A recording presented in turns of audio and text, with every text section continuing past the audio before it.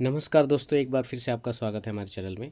आज हम बात करने वाले हैं एयूएमआरएस का जो एग्ज़ाम हो चुके हैं, लगभग सभी एग्ज़ाम हो चुके हैं। जेएसए का जो अभी तक बहुत सारे यूट्यूब पे वीडियो आए हुए हैं कि कट ऑफ ये जानिए, ठीक है। सभी ने अपना अपना मत दिया है, एक्सपेक्टेड कट ऑफ दी है, तो मैंने भी सोचा एक कट ऑफ आपको बता सकते हैं। लेकिन उससे पहले कुछ बहुत सी बातें हैं जो रिज़ल्ट से रिलेटेड है। डेट एग्ज़ाम कब ख़त्म हुआ है, उसके बाद रिज़ल्ट कब आना है, और लगभग कितने दिन लगेंगे रिज़ल्ट को आने में, और एक निर्धारित कट ऑफ क्या हो सकती है। लेकिन उस कट ऑफ को बताने से पहले आपसे रिक्वेस्ट है, अगर चैनल को सब्सक्राइब ना किया हो तो चैनल को सब्सक्राइब कर लें। और सब्सक्राइब करने का एक कारण ये है कि अगर कुछ भी अपडेशन होता है और नोटिफिकेशन आता है या कुछ ही तरीके का अपडेशन होता था आपको तुरंत आपको प्राप्त होता रहेगा। इसलिए रिक्वेस्ट है, शेयर भी करें चैनल को। तो चलिए बात करते हैं, जैसे कि देखते हैं।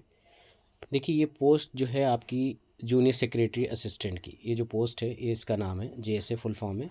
और इसमें आपकी टोटल जो है पोस्ट इतनी थी 759। लेकिन ये इतनी पोस्ट है, लेकिन ये आपका जो एग्ज़ाम है 2 चरणों में होने वाला है। जो कि अभी आपने जो एग्ज़ाम दिया है तो वो फर्स्ट फेज़ था, और इसके बाद आपका जो सेकंड फेज़ होने वाला है। सेकंड फेज़ जो है उसमें 1/3 मतलब एक पोस्ट के लिए 3 लोगों को शॉर्टलिस्ट किया जाएगा। इसी तरीके से 759 का 3 टाइम मल्टीप्लाई कर लेंगे तो लगभग जो है 2277 समथिंग, कुछ ऐसे 2277 के आसपास लड़के शॉर्टलिस्ट होंगे जिनको टाइपिंग के लिए बुलाया जाएगा।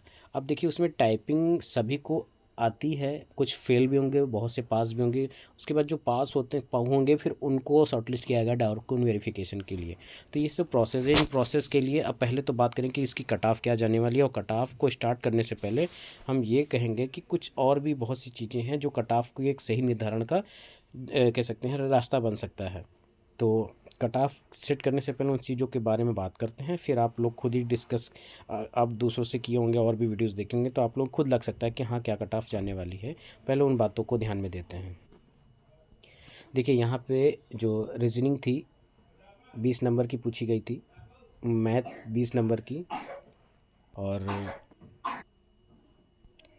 जीएस 30 नंबर की, और लैंग्वेज टेस्ट ये भी 30 नंबर का है, और बेसिक नॉलेज ऑफ कंप्यूटर जो है 30 नंबर। टोटल मिला करके 130 नंबर के क्वेश्चंस पूछे गए थे आपके।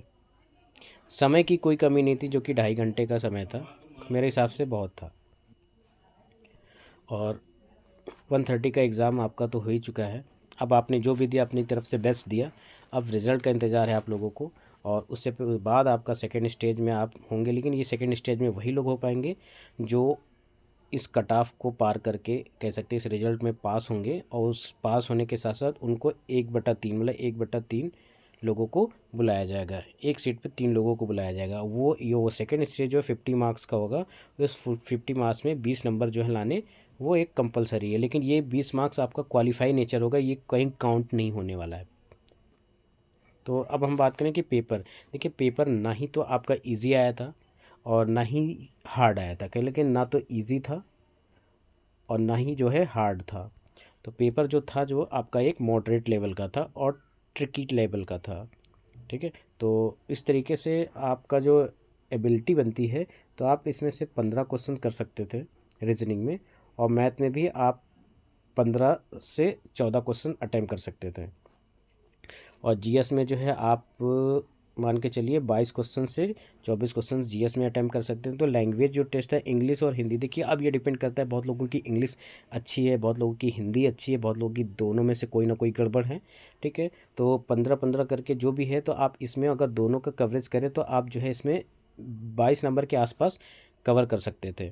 तो अगर इन सबका टोटल करें, अगर 20-20 मान के लिए 20-20 40, 15-15 30 70, ठीक है। और बेसिक कंप्यूटर अगर आपने कंप्यूटर अच्छे से पढ़ी है तो मेरे हिसाब से 25 पूरे पूरे ला सकते थे।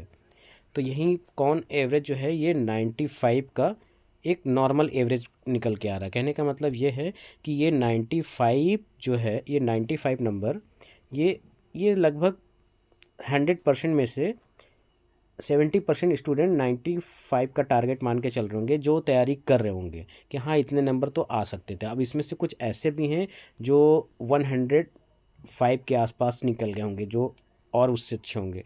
तो कट ऑफ हमेशा जो बनती है ना, तो वो नीचे के स्कोर से मिलकर बनती है। कहने का मतलब है कि एक सीट के अकॉर्डिंग कितनी सीटें, उस सीट को जनरल कैटेगरी से कवर करते हुए उस नंबर ऑफ़ सीट के अकॉर्डिंग निचली कहाँ तक की पोस्ट पे कट ऑफ रुक रही है, तो वो कट ऑफ की एक सही मार्जिन जो बनाई जाती है। तो अब हम कट ऑफ के लिए डिस्कस करते हैं।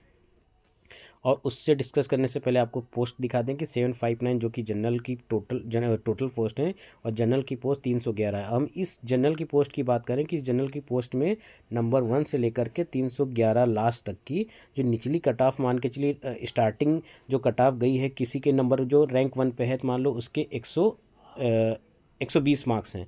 अब इस 120 मार्क्स लाने वाले मात्र 5 बंदे हैं, तो वो 1 से लेके 5 तक तो 120 वाले होंगे।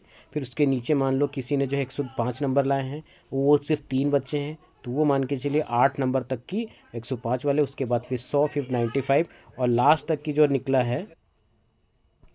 इसी तरीके से मान लीजिए आप 200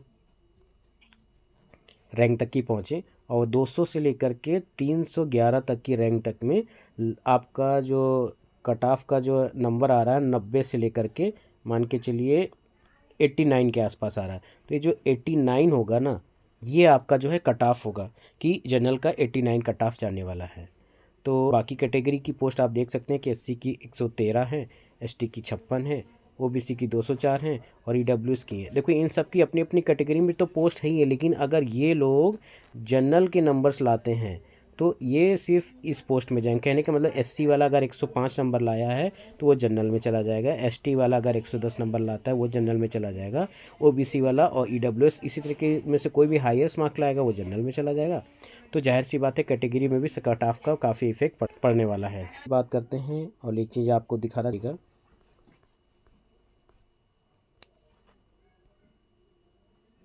तो अभी मैंने कट ऑफ का जो सही एक निर्धारण बताया है कि जो सबसे निचली पोस्ट, निचले स्तर पे जहाँ पे गिरेगी, जहाँ की लास्ट पोस्ट होगी नंबर ऑफ पोस्ट के सबसे नीचे बॉटम पे, तो उस हिसाब से मेरे हिसाब से जनरल की जो कट ऑफ आने वाली है वो 88 से 92 के आसपास रहने वाली है। जनरल की कट ऑफ 88 से 92 और ओबीसी की जो कट ऑफ है वो 85 टू 86 के आसपास और ईडब्ल्यूएस की जो कट ऑफ है वो लगभग 80 से 81 और एससी की जो कट ऑफ है ये इफ़ेक्ट करेगी। एससी की कट ऑफ ये आपको इनसे कम से कम 5 नंबर डाउन जाएगी, क्योंकि इसमें से जो हायर नंबर अगर इस दो कैटेगरी में किसी ने अगर हायर नंबर प्राप्त किए हैं तो वो जनरल में ही जाएगा, इसी तरीके ओबीसी वाले, लेकिन इसमें इफ़ेक्ट काफ़ी पड़ने वाला है। तो एससी की जो कट ऑफ रहने वाली है वो 70 से लेकर के 75 के बीच में रहने वाली है और एसटी की कट ऑफ जो है वो 70 से आपका 69 के आसपास। तो ये हमारे हिसाब से एक निर्धारित कट ऑफ है।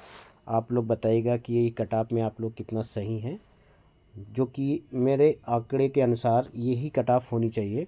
और अगर आप लोगों को वीडियो अच्छा लगा हो तो प्लीज़ चैनल को सब्सक्राइब करिएगा और लाइक करिएगा और बेल आइकन को ज़रूर प्रेस कर लें ताकि नेक्स्ट वीडियो की जो भी नोटिफिकेशंस हो आप लोगों को मिलती रहे। तो इसलिए रिक्वेस्ट है कि बेल आइकन को ज़रूर प्रेस कर लें और सब्सक्राइब करें चैनल को। Thank you.